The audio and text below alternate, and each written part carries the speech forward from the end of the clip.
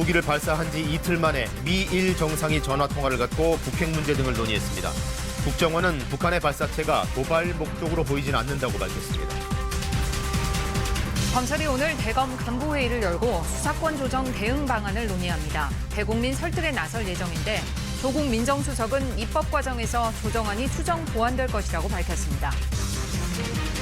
오늘부터 유류세 인하폭이 축소되면서 휘발유의 리터당 가격이 전국 평균 1,500원을 넘을 것으로 보입니다.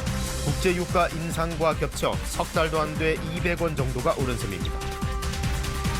정부가 오늘 수도권 3기 신도시 계획을 발표합니다. 11만 가구 규모로 경기도 광명과 시흥, 고양, 안양, 김포 등이 후보지로 거론되고 있습니다.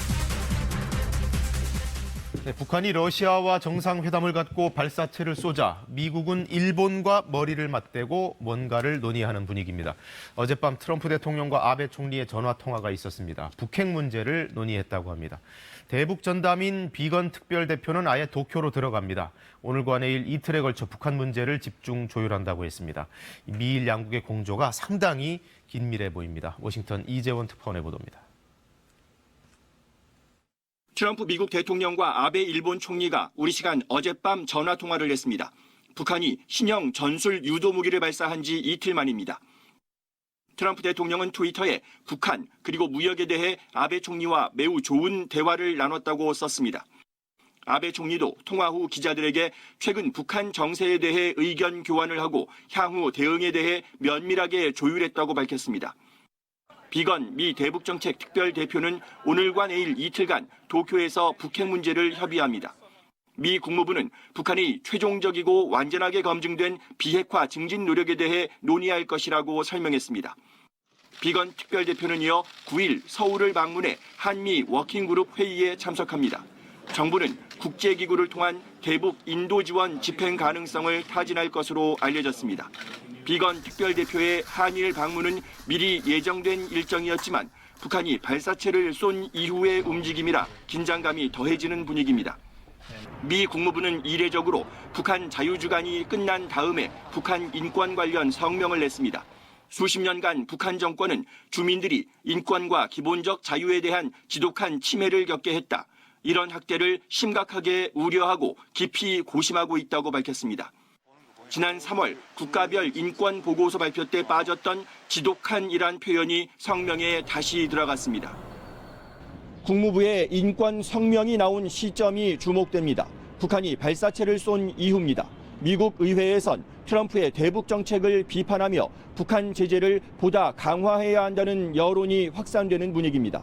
워싱턴에서 KBS 뉴스 이재원입니다. 네, 우리 군과 정보기관은 북한 발사체의 정체를 계속 분석 중입니다. 대충의 윤곽은 나온 것 같습니다. 일단 외형상으로는 지대지 미사일로 보인다. 도발 목적 같지는 않다. 이런 기조입니다. 최창봉 기자가 보도합니다. 북한이 동해상으로 쏜 발사체가 미사일인가 아닌가. 국가정보원은 어제도 확답을 피했습니다. 합동참모본부가 정밀 분석 중이며 분석이 끝나기 전엔 답할 수 없다. 미국과 함께 분석하고 있다고도 했습니다.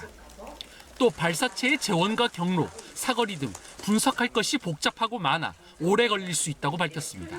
분석해야 되는 게 너무 복잡하고 많아서 오래 걸린다. 그래서 아니 그게 며칠씩 걸리는 게 말이 되냐 그랬더니 뭐 어떤 때는 몇 달도 걸린다 뭐 이런 주장이에요. 국정원은 발사체가 외형상 지대지 미사일로 보인다면서도 공격용이라 단언할 수 없다며 말을 아꼈습니다. 그러면서 이번 발사체가 과거처럼 도발적으로 보이지 않는다. 대외 압박 의도가 있지만 협상의 판을 깨려는 의도는 없어 보인다고 덧붙였습니다. 발사 직후 북한 매체가 영문판에서 자극적 메시지를 삭제하고 방어 차원의 훈련이라고 강조하는 등 북한이 수위 조절을 하고 있다는 게 근거입니다. 너희들도 훈련하지 않냐, 너희들도 실험하지 않냐, 뭐 그런 식의 이제 보도 논조였다는 거예요. 그러니까 이번에는 이제 과거와 조금 다르다. 2017년 북한의 ICBM 발사 때처럼 대응 사격을 했어야 한다는 지적에 대해선 당시는 미사일이 일본 열도를 지나갔고 군사합의와 정상회담이 있기 전이라고 밝혔습니다. 국정원은 북한 핵시설과 관련해 추가 움직임은 없다고 밝혔습니다. KBS 뉴스 최창봉입니다. 다음 소식입니다. 해외 출장까지 접고 중도에 귀국한 문무일 검찰총장. 과연 이 검경 수사권 조정안에 대해서 어떤 공식 입장을 내놓을지 관심을 모았는데요. 이르면 오늘 그 얘기가 좀 나오겠습니다. 대검 간부들과 회의를 한다고 하는데 어느 정도는 톤 다운을 좀 한 것으로 보입니다. 여론이 그렇게 호의적이지 않기 때문에 일단 대국민 설득이 먼저라고 보는 것 같습니다. 조태흠 기자입니다. 해외 출장에서 급히 귀국하고도 행동을 자제했던 문무일 검찰총장이 오늘 대검 간부들과 회의를 갖고 수사권 조정 대응 전략을 본격 논의합니다. 전국 검사장 회의 등 여론의 반발을 부를 수 있는 집단 행동보단 대국민 설득에 우선 힘을 실을 것으로 전해졌습니다. 현재의 검경 수사권 조정안이 많은 문제가 있지만 공수처 공방 속에 제대로 알려지지도 국회에서 실질적 논의가 이루어지지도 않았다는 게 검찰 판단입니다. 검찰이 드는 현재 수사권 조정안의 가장 큰 문제는 국민 기본권 침해 가능성입니다. 경찰이 1차 수사권과 수사 종결권을 가지면 검찰의 통제가 어려워져 부실 수사 가능성이 커진다는 게 검찰 주장입니다. 경찰이 불기소 의견으로 송치한 사람 가운데 연간 3,000명 안팎이 검찰에서 판단이 뒤집혀 기소되는데 수사권 조정안대로라면 이 사건들이 그대로 묻힐 거라는 겁니다. 또 검찰이 재수사를 요청해도 경찰이 받아들이지 않으면 수사가 장기화될 수밖에 없다며 결국 국민들에게 피해가 돌아갈 거란 논리입니다. 기본권 보호에 빈틈이 생기는 경우가 없어야 한다고 생각하고 국가의 수사 권능 작용에 혼선이 발생해서는 안 된다고 생각합니다. 문 총장의 공개적인 반발이 여론의 시선을 일단 수사권 조정으로 가져온 가운데 검경의 논리 싸움이 다시 시작될 것으로 보입니다. KBS 뉴스 조태흠입니다. 네, 톤 다운을 한 것은 청와대도 마찬가지입니다. 조국 민정수석이 처음으로 공식 입장을 냈는데 검찰을 좀 달래려는 의중이 엿보였습니다. 일단 검찰총장의 우려를 경청해야 한다는 말로 존중을 표시했고 그다음에 수사권 조정안의 수정 보완 가능성도 언급을 했습니다. 이병도 기자가 계속해서 보도합니다. 검찰의 공개 반발 이후 조국 청와대 민정수석이 처음 입장을 내놨습니다. 경찰 권력이 비대화된다는 우려가 있는데 이런 우려는 깔끔히 해소돼야 하며 문 총장의 우려 역시 경청되어야 한다고 밝혔습니다. 그러면서 각종 경찰 개혁안을 소개했습니다. 자치경찰제 도입과 국가수사본부의 창설을 위한 경찰법 개정안이 제출돼 있고 정보경찰 혁신 작업과 경찰대 개혁도 진행 중이라고 밝혔습니다. 권력기관 개혁은 특정 기관의 이익을 위해 진행되지 않으며 공수처와 검찰, 경찰이 상호 견제와 균형을 이루도록 설계됐다고도 썼습니다. 조 수석은 또 입법 과정에서 일정한 수정 보완이 있을 것이라며 검찰도 경찰도 자신의 입장을 낼 수 있지만 최종 선택은 입법자의 몫이라고 말했습니다. 수사권 조정안이 신속 처리한 건으로 지정됐을 뿐 법률로서 확정된 것은 아닌 만큼 논의를 통해 문제를 풀자는 겁니다. 민주당 관계자는 조 수석의 글이 검찰 달래기 성격도 있을 것이라면서도 검찰 입장을 정치권이 귀 기울여야 하는 것은 당연하다고 보조를 맞췄습니다. 조 수석은 페이스북 글에 경찰개혁에 대한 언론기사 2건과 수사권 조정 찬성 여론이 60%에 가깝다는 기사 1건을 첨부했습니다. 설득을 통해 반발을 줄이는 한편 청와대 역시 국민들에게 상황을 알리고 동의를 구해 나가겠다는 취지로 풀이됩니다. KBS 뉴스 이병도입니다. 오늘부터 유류세 인하폭이 줄어들면서 전국의 기름값이 단계적으로 오릅니다. 우선 휘발유는 리터당 65원 뛰었습니다. 기름값 앞으로는 또 얼마나 오를지 서영민 기자가 알려드립니다. 유류세 인하 축소로 오늘부터 반영될 가격 인상 요인은 휘발유가 리터당 65원, 경유는 46원, LPG는 16원입니다. 지난 11월 내린 인하폭의 절반이 조금 넘습니다. 예고된 인상 소식에 주유소엔 손님이 몰렸습니다. 조금만 넣으려고 했는데요. 내일 오른다고 그래서 제가 가득 넣습니다. 유가는 올해 2월을 기점으로 계속해서 올랐습니다. 국제유가 상승세 때문인데 유류세 인하 축소까지 반영하면 석 달이 채 안 되는 기간 동안 휘발유 값이 리터당 200원 정도가 오르게 됩니다.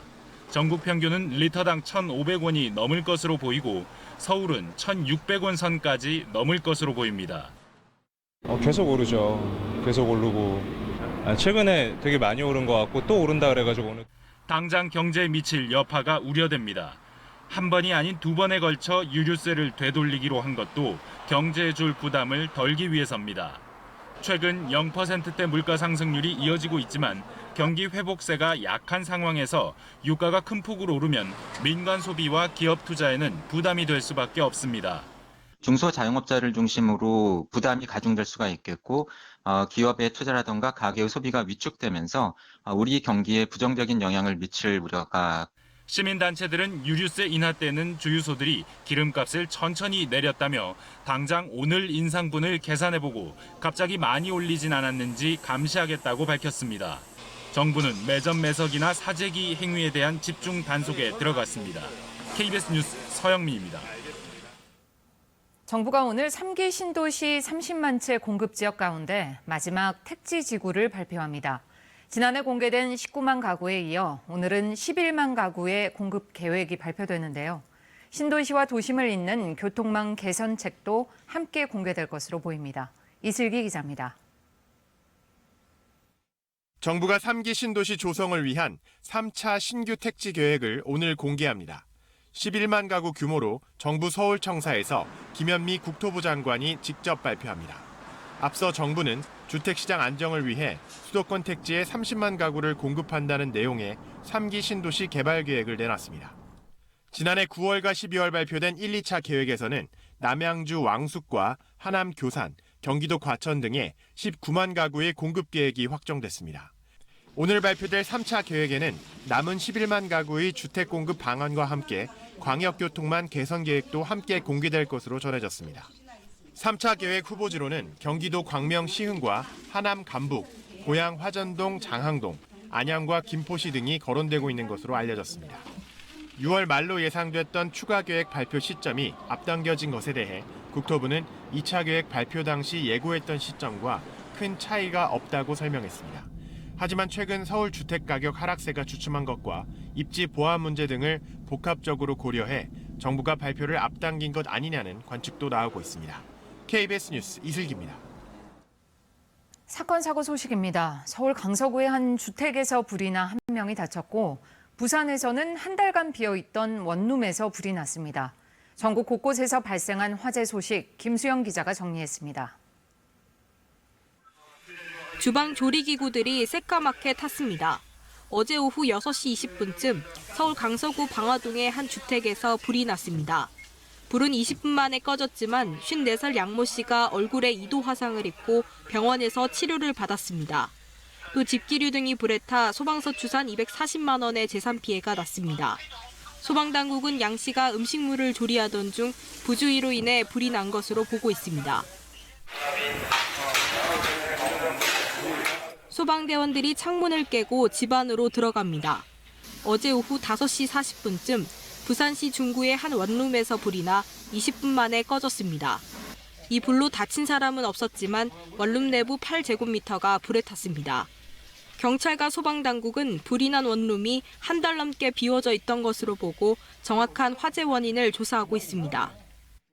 산등성이에서 시커먼 연기가 피어오릅니다.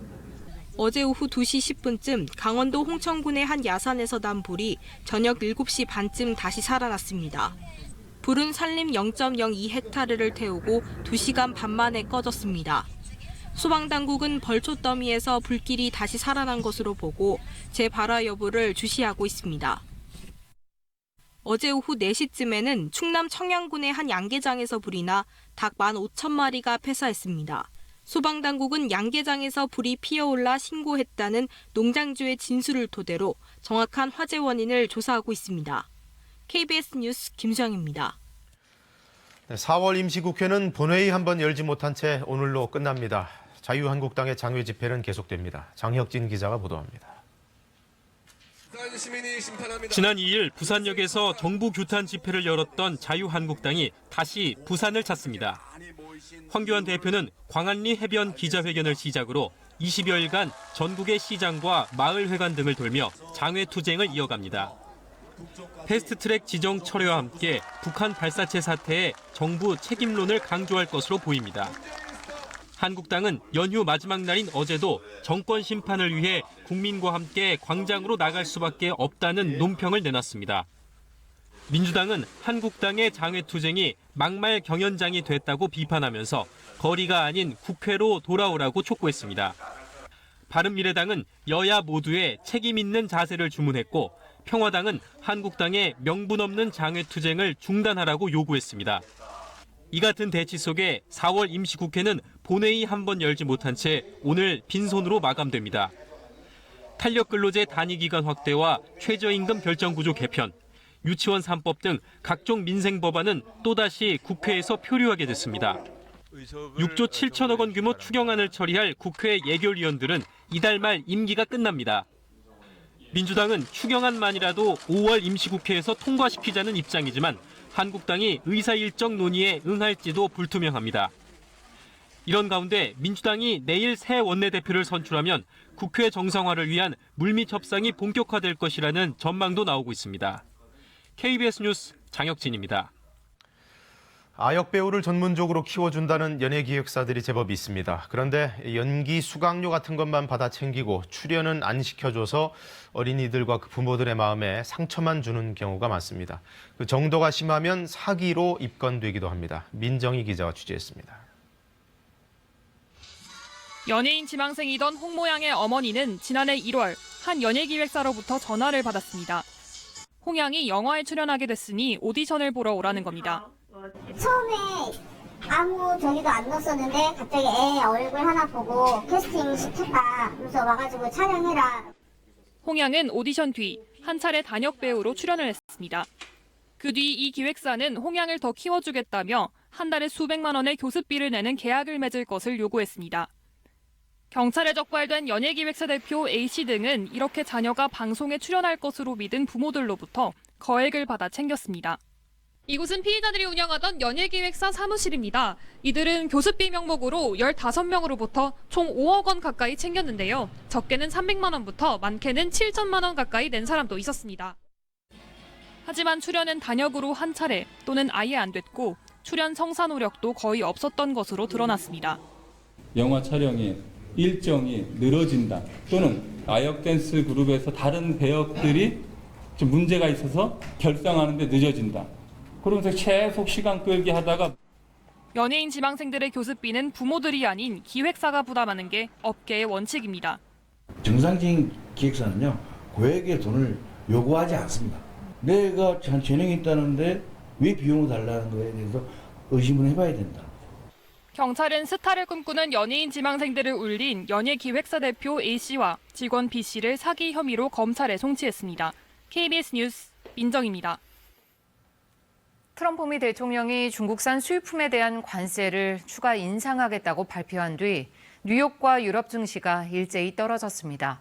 하지만 트럼프 대통령의 위협적인 발언이 판을 깨기보다는 협상에서 우위를 차지하려는 의도가 크다는 분석이 나오면서 낙폭은 크게 줄었습니다. 뉴욕에서 김철우 특파원이 전해왔습니다. 트럼프 미국 대통령의 중국산 상품 관세 인상 위협 발표 이후 뉴욕 증시 첫 거래. 주요 지수들이 장 초반 급락세를 보였습니다. 다우존스 지수는 장중 470포인트까지 떨어지는 등 무역 전쟁의 공포가 재부상하면서 시장은 급속히 위축됐습니다. 하지만 오후 들어 낙폭이 크게 줄어들어 뉴욕 증시 3대 지수는 0.4% 전후 하락한 채 장을 마감했습니다. 독일과 프랑스 등 유럽의 주요 증시는 1% 넘게 하락했지만 전날 폭락한 중국 상하이와 선전 증시에 비해 하락폭이 상대적으로 작았습니다. 트럼프 대통령의 돌발 위협으로 미중 무역 협상에 난기류가 생성된 것이 글로벌 증시의 악재가 됐습니다. 다만 트럼프의 관세 인상 발언이 판을 깨기보다 협상에서 우위를 차지하기 위한 것이란 관측이 우위를 보이면서 투자 심리는 회복됐습니다. The market's been pretty smooth, been on a pretty good trend right now in the U.S., so Trump might feel a bit puffed up. He might feel like he has some economic leverage at home to level these threats at China to get the deal that he wants. 류오 중국 부총리의 참석 여부가 불확실하다는 미국 일부 매체의 보도에도 불구하고 중국이 협상 대표단의 미국 파견을 취소하지 않는 것도 증시에 긍정적 영향을 끼쳤습니다. 전문가들은 트럼프 대통령이 중국과의 협상 속도가 너무 느리다며 관세 인상 시기를 금요일로 적시한 점을 주목하고 있습니다. 예정대로 8일 워싱턴에서 미중 고위급 협상이 열릴지 그리고 어느 정도까지 협상이 진척될지에 따라 금요일 이후 글로벌 증시의 향방이 크게 달라질 수 있기 때문입니다. 뉴욕에서 KBS 뉴스 김철우입니다. 네, 올해 들어 고용 상황이 기지개를 켜나 싶은 지표들이 나왔습니다. 2달 연속 취업자 수가 20만 명 넘게 늘었는데 어떤 일자리에 주로 취업했나 들여다봤더니 늘어난 일자리 80%가 초단시간 일자리였습니다. 초단시간 일자리는 무엇이고 이게 늘어나면 어떤 문제점이 생기는지 김수현 기자가 취재했습니다. 구인 구직 사이트엔 최근 들어 단시간 아르바이트 광고가 늘었습니다. 주당 근무 시간이 15시간이 안 됩니다. 이제 9시까지 일하시는 분 구하고 9시부터 이제 끝날 때 12시까지 일하시는 3시간만 일하시는 분을 구하고 사업주가 주휴수당 지급이나 보험에 가입할 필요가 없는 일자리들입니다. 올해 1분기 취업자가 한 달 평균 17만 7천 명 늘어 정부 목표치를 웃돌긴 했지만 늘어난 일자리의 80%는 이처럼 주당 근무 시간이 15시간이 안 되는 초단시간 일자리였습니다.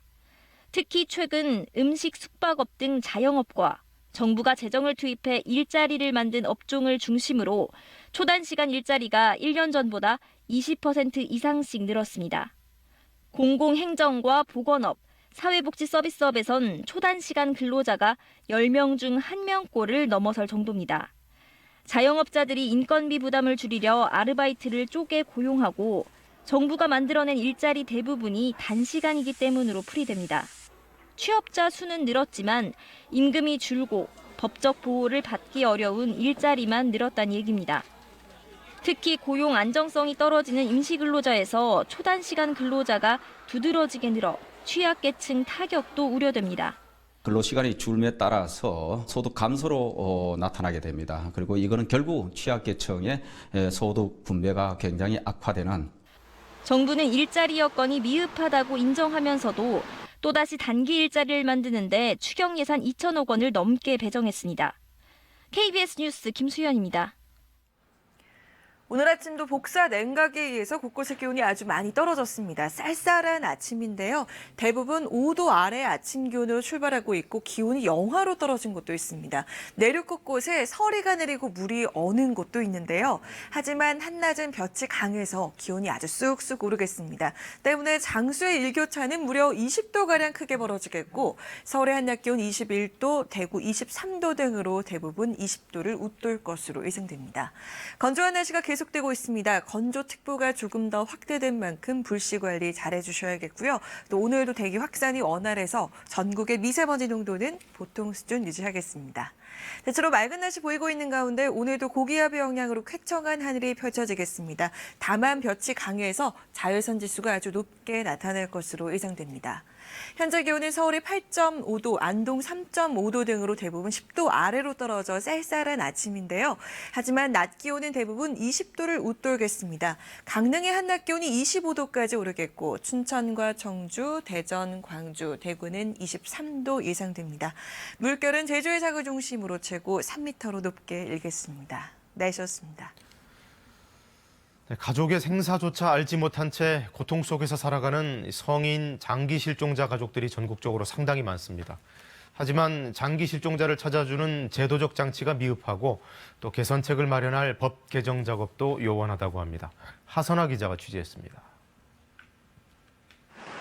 이규영 씨의 아버지는 지난 2002년 집을 나간 뒤 16년 동안 장기 실종 상태였습니다.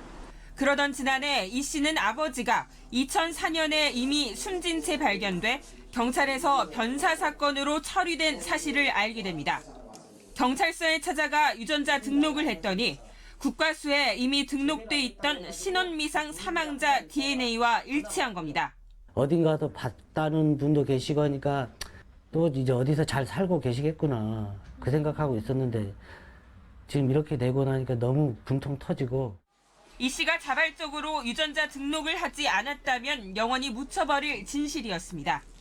성인 실종자 가족은 법적으로 DNA를 채취할 수 있는 대상이 아니기 때문입니다. 실종 아동법이 제정돼 영장 없이도 실종 아동과 치매 환자 등의 위치와 인터넷 접속 확인, 가족의 DNA 채취가 가능해졌지만 대상의 일반 성인은 해당하지 않습니다. 명문화된 규정이 없다 보니 위치 추적을 위한 영장 신청에만 몇 시간이 걸리는 등 초동 수사가 늦다는 지적이 끊이지 않고 일정 기간의 수색이 끝나면 카드 사용이나 건강보험 조회와 같은 생활 반응 수사를 하는 데 그치고 있습니다. 비교 분석을 할 수 있는 이런 시스템을 만들어서 끊임없이 경찰이 노력을 하면은 이미 변사되셨거나 아니면 시설에서 이렇게 보호되고 있는 분들 중에 우리 실종자를 많이 찾아낼 수 있을 걸로 이렇게 생각을 합니다. 이 때문에 실종자 범위에 성인까지 포함하는 법률안이 국회에서 잇따라 발의됐지만 진척을 보이지 않고 있습니다. 성인 실종은 95% 이상이 단순 가출 신고이고 인력과 예산을 더 둬야 한다는 이유 때문입니다. 전국적으로 장기 성인 실종자는 9,200여 명. 가족들은 오늘도 애타는 기다림 속에 가정의 달 5월을 보내고 있습니다. KBS 뉴스 하선아입니다. 네, 소방관들의 고충은 한두 가지가 아닙니다. 열악한 여건 속에서도 목숨을 걸고 현장 활동을 하는데 소방차에서 나오는 배기가스도 건강을 위협한다고 합니다. 소방차는 워낙 언제 출동할지 모르는 차기 때문에 하루에도 2차례씩 시동 점검을 하는데 그 과정에서 나오는 배기가스가 차고지에 그대로 남아있기 때문입니다. 박영민 기자가 취재했습니다. 서울의 한 소방서입니다. 교대 시간을 앞두고 실시되는 소방차량 시동점검입니다. 1시간씩 하루 2차례 진행됩니다. 시동점검 시 매연이 얼마나 나오는지 측정해봤습니다. 일산화탄소 등 유해 화학물질 수치가 빠르게 올라갑니다. 1군 발암물질인 디젤 배기가스입니다. 가스가 빠져나갈 통로나 시설이 없다 보니 이렇게 배출된 디젤 배기가스는 바로 옆 사무실과 휴게실 등으로 퍼져나갑니다. 소방관들은 걱정이 이만저만이 아닙니다. 매연을 많이 마시다 보니까 기관지도 안 좋고 차고지가 좁은 환경에 있기 때문에 대원들이 직접적으로 장기 점검을 할 때 매연을 마시면서 장기 점검을 하고 있습니다. 최근 부산에서는 한 119 안전센터에서 근무했던 소방관 5명이 암에 걸리고 이 가운데 3명이 숨진 사실이 알려지면서 디젤 배기가스로 인한 재해 논란이 일기도 했습니다. 과장님께서 그 사무실 쪽으로 배기가스가 자주 체류되는 관계로 직원들 건강에 해롭다는 말을 자주 하셨던 걸로 기억납니다. 소방청도 디젤 배기가스 문제의 심각성을 인지하고 배연시설 설치 등 대책 마련에 나섰습니다. 실제로 배연시설을 설치하면 얼마나 효과가 있는지 확인했습니다. 차량 시동을 걸자 배기가스가 천장 쪽 호스로 빨려 들어갑니다. 이 장치를 통해 모인 배기가스는 정화 필터를 거쳐 소방서 바깥으로 배출됩니다. 실제로 장비 설치 이전과 이후를 비교한 결과 실내 대기 오염물질은 총 휘발성 유기화합물이 79%, 일산화탄소는 97%나 감소했습니다. 하지만 이런 배연 시스템을 설치한 소방서는 10곳 중 1곳 남짓에 불과합니다. 소방공무원이 국가직이 아닌 지방직이다 보니 시도별 재정 상황에 따라 시설 설치율이 큰 차이를 보일 수밖에 없기 때문입니다. KBS 뉴스 박영민입니다. 네, 우리가 먹고 마시고 각종 제품들을 쓰면서 나오는 쓰레기들은 어딘가에서 소각되거나 재활용되는데요. 우리나라를 비롯한 여러 나라들은 특히 플라스틱 쓰레기 등을 중국이나 동남아로 보내왔습니다. 그런데 최근 이 나라들이 더 이상 폐기물을 받지 않겠다 이렇게 선언하면서 전 세계 쓰레기들이 갈 곳을 잃고 그야말로 쓰레기 대란이 벌어질 위기입니다. 이재희 기자입니다. 선진국에서 배출한 플라스틱 폐기물을 수입해 재활용하는 사업이 활발했던 중국. 그런데 지난해 초 중국 정부는 환경 보호를 위해 폐기물 수입을 금지했습니다. 我们预估啊，国内的这个固体废物的需求还是比较旺盛。接下来不法分子会通过这个走私家常委瞒报这种形式，包括绕关这个逃避海关的监管，我们会重点加大打击的力度。 이후 또 다른 쓰레기 수입국으로 급부상한 말레이시아. 그런데 얼마 전부터 불법 재활용 업자들의 폐기물 소각으로 호흡기 질환을 호소하는 주민이 크게 늘었습니다. I feel something wrong with the air, but I didn't know where it comes from. 항의가 빗발치자 말레이시아 정부는 지난해 10월 일시적으로 폐기물 수입 금지 조처를 내렸습니다. 태국과 필리핀 등 다른 동남아 국가들도 쓰레기와 한바탕 전쟁을 치르고 있는 상황. Why natin will declare war against them? Kaya man natin yan sila. That they better pull that thing out. Or I will set sail doon sa Canada. Ibuhos ko yung basura nila doon. 전문가들은 윗돌 빼서 아랫돌 괴는 식의 대책이 아닌 실질적인 폐기물 배출량을 줄여야 한다고 지적합니다. KBS 뉴스 이재입니다. 영국은 지금 로열 베이비의 탄생으로 축제 분위기입니다. 영국 왕실은 현지 시간으로 6일 오전 해리 왕자와 메건 마클 왕자비 부부가 첫 아들을 출산했다고 발표했습니다. 해리 왕자는 산모와 아이는 모두 건강하다면서 상상할 수 없을 만큼 놀라운 경험이라고 소감을 밝혔습니다. 해리 왕자는 지난해 배우 출신 미국인 메건 마클과 결혼했는데요. 이번에 태어난 아들은 영국 왕위 계승 서열 7위가 됐습니다. 작은 뼈 조각을 하나씩 맞춰보니 꽤 완벽한 공룡 화석 모양이 완성됐습니다. 백악기 후기에 살았던 거대한 포식자 티라노사우루스 렉스의 사촌격인 공룡의 화석이 새로 발굴됐습니다. 몸집이 성인 키보다도 작은 이 공룡은 티렉스보다 최소 700만 년 전에 살았을 걸로 추정됩니다. 과학자들은 이번 발견이 공룡들이 어떻게 거대한 몸집으로 진화했는지 비밀을 풀어줄 열쇠가 돼줄 걸로 기대하고 있습니다. 아기곰 2마리가 젖병에 든 우유를 열심히 먹고 있습니다. 어미를 잃은 야생곰들인데요. 그리스의 한 야생동물 보호단체에서 발견해 보호하고 있는데 야생 적응 훈련을 거쳐 1년쯤 후엔 이곳을 떠나게 됩니다. 재밌는 건 훈련 기간 동안 사람들과 접촉을 최소화하는 건데요. 야생으로 돌아가면 사람에게 의지하지 않고 스스로 먹이를 구하는 법을 익혀야 하기 때문입니다. 지금 세계는입니다.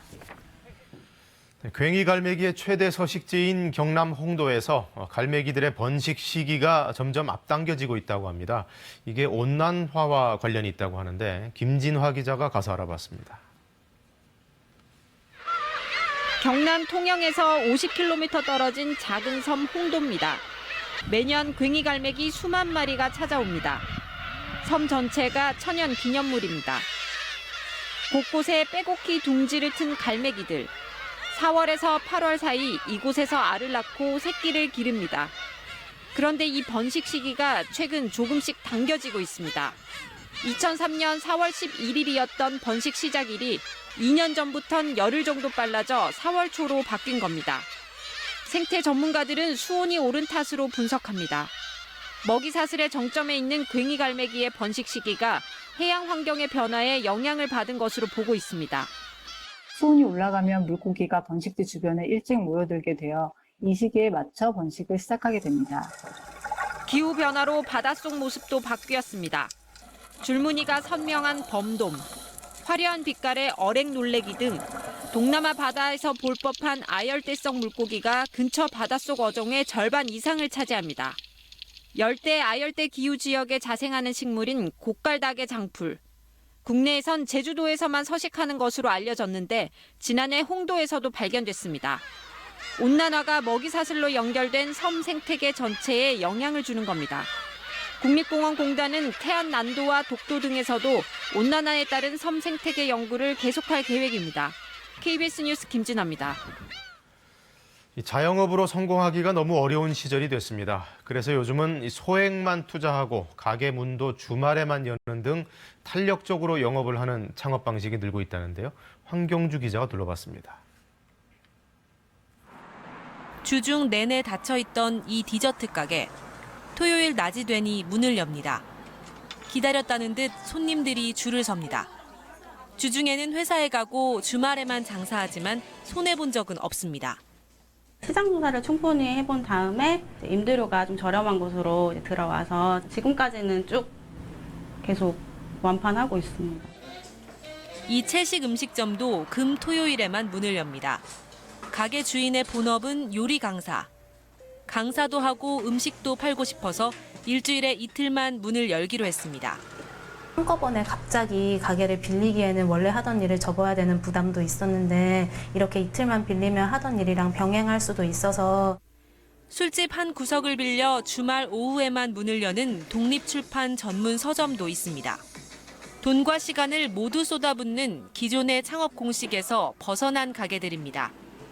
본업을 유지하면서 창업 실패의 부담은 줄이고 쉬는 가게를 빌려 쓰는 등 임대료를 낮추는 게 비결입니다.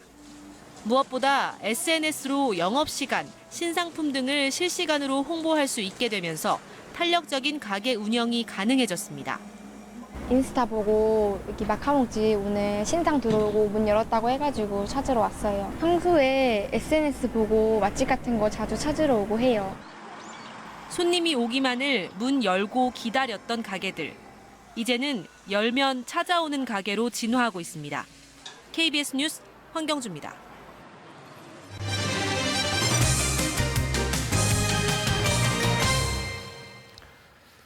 지은 지 30년이 넘고 1년 이상 비어있는 집이 서울 시내 4,000채에 가깝다는 추정치가 나왔습니다. 특히 정비사업구역으로 지정이 됐다가 해제된 지역에 이런 빈집이 늘면서 우범지대가 될 우려가 커지고 있습니다. 조지현 기자가 보도합니다. 서울의 주택 중 1년 넘게 비어있고 지어진 지 30년 이상 된 집이 3,913채로 나타났습니다. 서울연구원이 전기와 상수도 사용량을 바탕으로 빈집을 추정한 한국국토정보공사 자료를 건축물 대장과 연결해 추정한 결과입니다.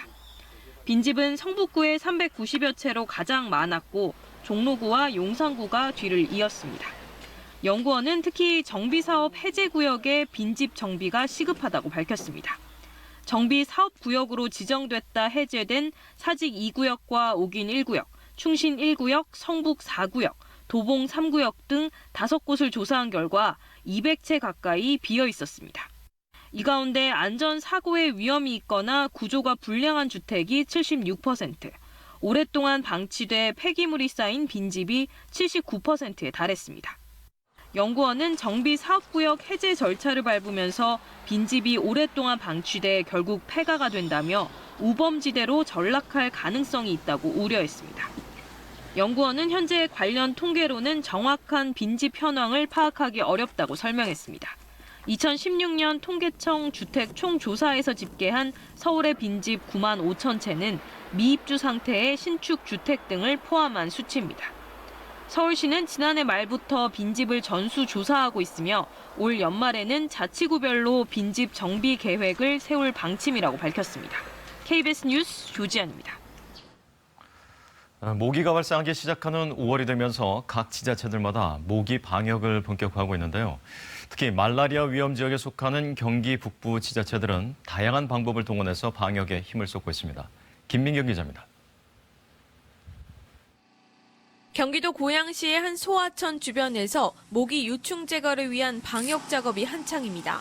유속이 느리다 보니 모기 유충이 번식하기 쉬운 환경입니다. 실제로 물을 떠보니 모기 유충 여러 마리가 떠다닙니다. 고양시는 지난 1일부터는 하절기 집중 방역을 시작해 13개 권역으로 나누어 매일 모기 등 해충 방역을 실시하고 있습니다. 모기는 유충 때 방제가 가장 효과적이기 때문에 유충 제거에 더 집중하고 있습니다. 작년 겨울이 따뜻했기 때문에 이 월동모기의 생존율이 예년보다는 높을 것으로 지금 판단되거든요. 고양시 덕양구는 올해 방역 횟수를 평소보다 20% 정도 더 늘리기로 했습니다. 말라리아 감시 거점 센터로 지정된 파주시 보건소도 올해 방역에 더욱 긴장하고 있습니다.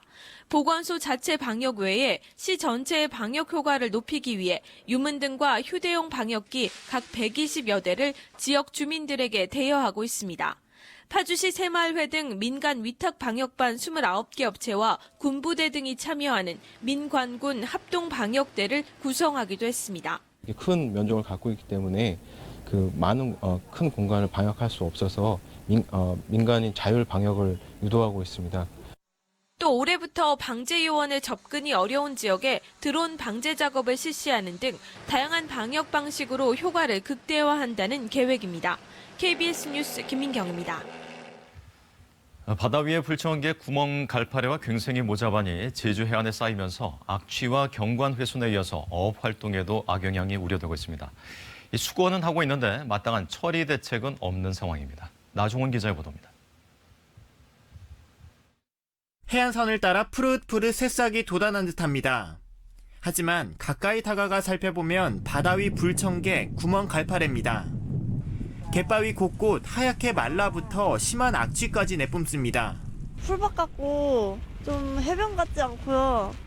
좀 냄새도 살짝 나는 것 같고. 수거는 하고 있지만 따뜻한 날씨를 양분 삼아 번식하는 파래를 막을 길이 없습니다. 이미 중장비까지 투입해서 여러 차례 수거 작업을 벌였지만 지금 보시는 것처럼 파래는 계속해서 생겨나고 있습니다. 동부 해안이 파래로 골칠하면 북부 해안은 괭생이 모자반으로 몸살을 앓습니다. 이곳 역시 중장비로 수거 작업을 펼치지만 워낙 양이 많아 몇 날 며칠 작업이 이어집니다. 최근 열흘 사이 이호와 한림, 조천 등 제주 북부 해안에서 수거된 모자반만 300톤에 이릅니다.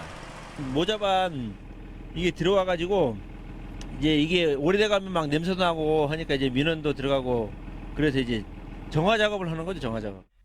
최근 이어도 부근 동중국해에서는 대규모 군락을 이룬 모자반이 관측돼 또다시 대거 제주에 유입될 가능성도 커지고 있습니다. 문제는 해마다 모자반과 파래 유입이 반복되지만 수거 말고는 뾰족한 대책이 없다는 겁니다. 올해 제주도에서 편성한 파래와 모자반 수거 예산만 11억 원. 파래와 모자반의 이상 번식과 유입 원인을 규명해 사전에 예방할 수 있는 대책 마련이 시급해지고 있습니다. KBS 뉴스 나종훈입니다. 천사대교 개통과 맞물려서 섬 관광이 큰 인기를 끌고 있는데요. 최근에는 신안군 암태도와 비금도를 오가는 여객선 운항 시간이 야간까지 확대되면서 이 섬 주민들은 물론 관광객들도 크게 반기고 있습니다. 최송현 기자가 다녀왔습니다. 늦은 오후 출항을 앞둔 여객선. 마지막 손님이 서둘러 배에 오르고 어슴푸레한 노을을 배경으로 야간 여객선이 출발합니다. 예전 같으면 이미 배가 끊길 시간이지만 이제는 사정이 달라졌습니다. 밤 10시까지 여객선이 운항을 하면서 무태서 보내는 시간에 쫓기거나 늦으면 배 타는 걸 포기하고 숙박을 해야 하는 불편함도 사라졌습니다. 하루가 더 길게 사용할 수 있는 것 같아서 너무 행복합니다. 오늘 바로 지금 실감할 수 있네요. 다른 데도 못 들어갔어요. 관광객들도 반기고 있습니다. 배 시간이 익숙하지 않은 데다 늦은 시간까지 섬 여행을 하더라도 발이 묶일 걱정을 덜 수 있기 때문입니다. 온다고 왔는데 대교하고 이렇게 차가 빨리 못 가가지고 여기가 한 2분 늦어가지고 배를 못 탔는데 이 야간 배가 없으면 못 가고 다시 돌아가야 돼요. 여객선 야간 운항은 급변하는 바다 날씨는 물론 시야 확보에 어려움을 안고 있는 만큼 선사 측은 사고 예방에 힘쓰고 있습니다. 야간 운항을 하면서 여러 가지 어려움이 많기 때문에 특히 시야 확보를 위해서는 레이더 탐독을 충실히 하고 섬 주민들의 생활상을 바꾸고 있는 여객선 야간 운항. 하지만 노선 하나를 운영하려면 지자체가 선사 측에 지원해야 하는 보전금만 한 해 3, 4억 원에 달하는 만큼 여객선 공영제 도입 등 국비 지원이 절실한 상황입니다. KBS 뉴스 최송현입니다.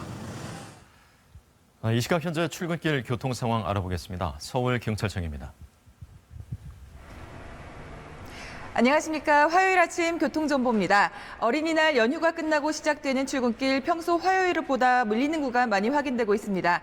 평소보다 조금 일찍 출발하시는 게 좋을 것 같습니다. 올림픽대로와 강변북로 모두 강 동쪽으로 행주대교부터 한강대교까지 긴 구간 정체되고 있는데요. 특히 강변북로 양화대교 조금 지난 지점 1차로상에 추돌사고가 발생해 더욱 힘든 모습입니다. 북부간선도로 신내 IC부터 월릉 분기점 사이 양방향 정체고 동부간선도로는 성수 방면으로 상계교부터 성동 분기점까지 지체와 정체 반복되고 있습니다. 현충로 한강대교 남단부터 중앙대 앞 삼거리 사이 가다서다를 반복하고 있고 증산로 성산 방향 증산교부터 월드컵 터널 지날 때까지 신호대기 행렬 길어지고 있습니다. 성산로 도심 방면 사천 고가부터 세브란스 병원 앞 지날 때까지 긴 구간 속도 떨어지고 동작대로 사당역 사거리를 중심으로 도심 방면과 남태령 방향 모두 출근 차량 빠르게 늘어나고 있습니다. 이어서 교통 통제 정보입니다. 올림픽대로 잠실철교 부근 시설 개선 공사로 오전 9시부터 오후 6시까지 부분 통제될 예정입니다.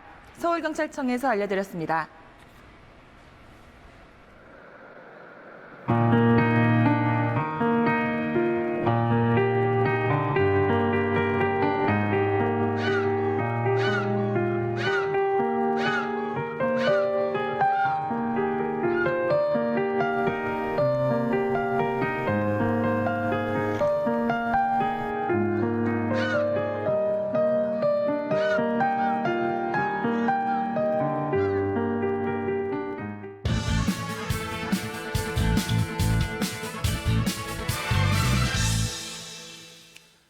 이달 들어 차 사고가 났을 때 받는 보험금 규모가 크게 조정됐습니다.